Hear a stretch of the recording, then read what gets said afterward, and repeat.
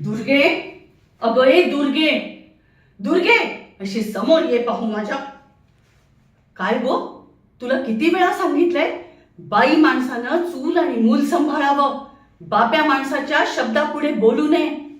तू तर हद्दच केलीस. माझ्याच लेकाला बोलायला लागलीस. तुझी हिंमतच कशी झाली म्हणते मी. पुन्हा जर का माझ्या लेकाविरुद्ध बोलशील ना तर जीभ हसवून हातात देईन, सांगून ठेवते. यापुढे माझ्या रविराजाच्या सांगण्यानुसार राहशील तर सुखानं संसार करशील, नाहीतर नाहीतर सडशील त्या माहेरी नरकात. आणि मी म्हणते, असेल माझ्या लेकाचं बाहेर काहीतरी, तू कशाला नाक खुपसतेस? गरजच काय?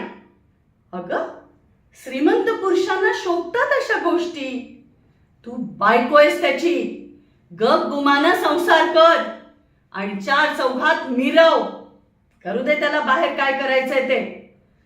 जोपर्यंत तू तुझे स्थान तिला देत नाही तोपर्यंत त्याचे उपकार समज तुझ्यावर आणि तोंड बंद ठेव. आली मोठी शहाणपणा सांगणारी, आम्हाला जाब विचारते.